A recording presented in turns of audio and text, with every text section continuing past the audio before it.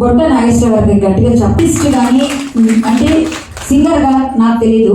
ఒక్కడ అడప పాడతారని మాత్రం విన్నాను. ఇంత ఏకధాటిగా పట్టు వదలని విక్రమార్కుడుగా 30 పాటలు మొత్తం పెద్ద సింగర్తో 150 పాటలు కూడా పాడతారట. సరే అయితే మార్నింగ్ మొదలుపెట్టి సరే చేద్దాం ప్లాన్. ఆయనకి గట్టిగా కరతాళ ధ్వనులు కావాలి, సరిపోదు. ఈ పాప మన విశాఖపట్నానికి మళ్ళీ పేరు తీసుకొస్తారు. మా ఉమా కూతురు, మా సింగర్స్ జ్యోతి గారు, ఉమా అందరం కలిసి చాలా పాడాము రోషన్ వాటిలో. అద్భుతమైన సింగర్ అవుతుంది. కొమ్మ ఉయ్యాల అదేనా పాడి చెప్పారు. అంటూనే ఉంటారు, పిలుస్తారు లేదా నాకు డౌట్. అప్పుడు ఇక్కడ వాళ్ళతో చేసేసానమ్మా అంటారు. 35% అయిపోయింది. 30% ఇప్పుడు చెప్తారు.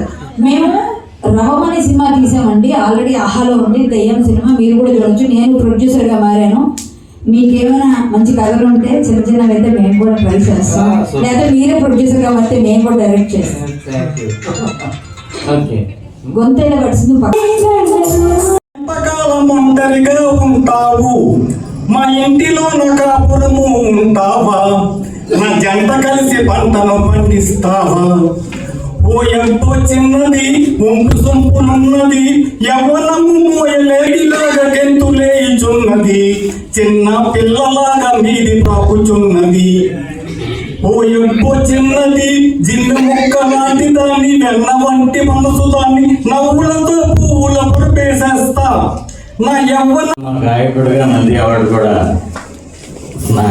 మా పాటల ప్రేమికులు డైరెక్ట్గా విశాఖపట్నంలో ఆర్గనైజ్ చేయబడిన నా గ్రూప్ మెంబర్స్ అందులో బొట్ట నాగేశ్వర గారు చిన్నతనంలో మళ్ళీ చూసే పాట ఇటువంటివన్నీ పాడేవారు. ఆ తర్వాత కాజా గారు అని ఒక అతను ఉన్నారు, మ్యూజిషియన్, ఆయన పేరు నారాయణరావు.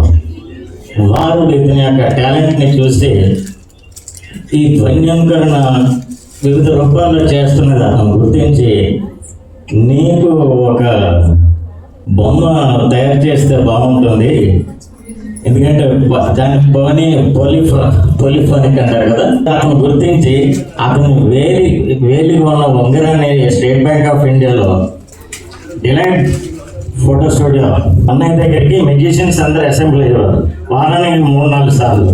అలాగా నాగేశ్వర గారిని